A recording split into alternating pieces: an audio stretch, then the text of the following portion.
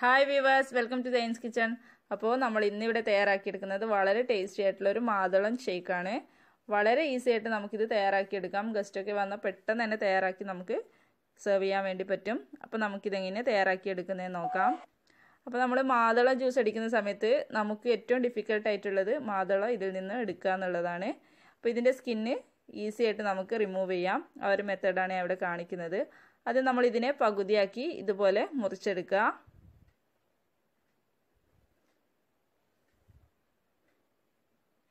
ഇനി ഇതിൽ നിന്ന് നമുക്ക് മാതളം സെപ്പറേറ്റ് ചെയ്തെടുക്കാം. ഇതിനു വേണ്ടി നമ്മുടെ നൈഫിൻ്റെ തല വെച്ച് ഇതുപോലെ നന്നായിട്ട് കൊട്ടി കൊടുക്കുക. നല്ല ശക്തിയായിട്ട് തന്നെ കൊട്ടി കൊടുക്കുക. മാതളത്തിൻ്റെ സ്കിന്ന് കുറച്ച് കട്ടിയായിട്ടാണ് ഇരിക്കുക, അപ്പോൾ അതിന് സ്കിന്നിനൊന്നും പറ്റില്ല. അപ്പോൾ നമുക്ക് മാതളം ഷേക്ക് അടിക്കുന്ന സമയത്ത് ഏറ്റവും ഡിഫിക്കൽട്ടായിട്ടുള്ളത് മാതളം ഇതിൽ നിന്ന് എടുക്കുക എന്നുള്ളതാണ്. പക്ഷേ അതിനും വളരെ സിമ്പിളായിട്ടുള്ളൊരു മെത്തേഡ് ഉണ്ട്.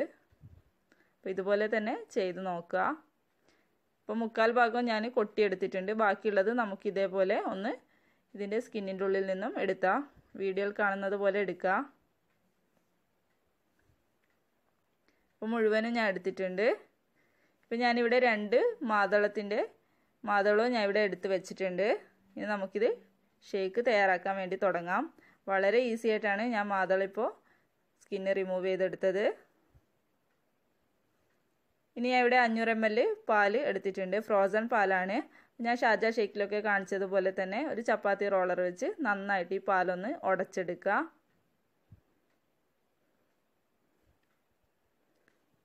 അപ്പോൾ ഇത് ഉടച്ചെടുത്തിട്ടുണ്ട്. നമുക്കൊരു മിക്സി എടുക്കാം. ഇതിലേക്ക് നമ്മുടെ മാതളം ചേർത്ത് കൊടുക്കുക. അടുത്തായി നമ്മൾ ഉടച്ച് വെച്ചിട്ടുള്ള പാൽ കൂടി ചേർത്ത് കൊടുക്കുക. നന്നായിട്ട് കട്ടിയായിട്ടുള്ള പാലായിരുന്നു. ഞാൻ നന്നായിട്ട് ഉടച്ചെടുത്തതാണ്. അപ്പോൾ ഞാൻ ഇത് മിക്സിയിലോട്ട് ചേർത്ത് കൊടുത്തിട്ടുണ്ട്. ഈ ഒരു രൂപത്തിൽ ആക്കിയെടുക്കുക ഇതിനെ ഉടച്ച ശേഷം. ഇനി ഇതിലേക്ക് പഞ്ചസാര ചേർത്ത് കൊടുക്കണം. അപ്പോൾ പഞ്ചസാര ഓരോരുത്തരുടെ ഇഷ്ടത്തിനനുസരിച്ച് ചേർത്ത് കൊടുക്കാം. ഞാനിപ്പോൾ ഇവിടെ 6 ടേബിൾ സ്പൂൺ പഞ്ചസാര ഇതിലേക്ക് ചേർത്ത് കൊടുക്കുന്നുണ്ട്. ഇനി നമുക്ക് നന്നായിട്ടൊന്ന് അടിച്ചെടുത്തിട്ട് വരാം.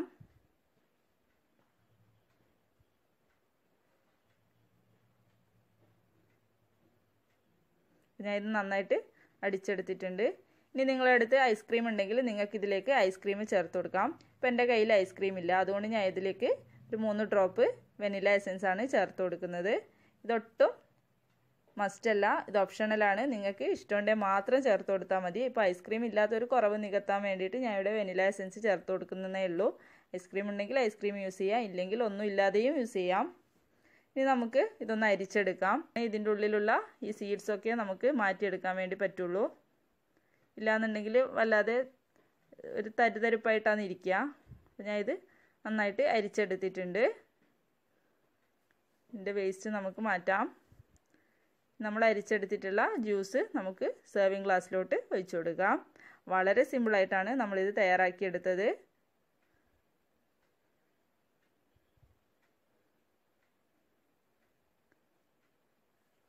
അങ്ങനെ നമ്മുടെ ഈസിയും ടേസ്റ്റിയുമായിട്ടുള്ള പോമോഗ്രാനൈറ്റ് ഷേക്ക് ഇവിടെ റെഡി ആയിട്ടുണ്ട്. എല്ലാവരും ഈ രീതിയിൽ ട്രൈ ചെയ്തൊക്കെ ഇഷ്ടപ്പെട്ടാൽ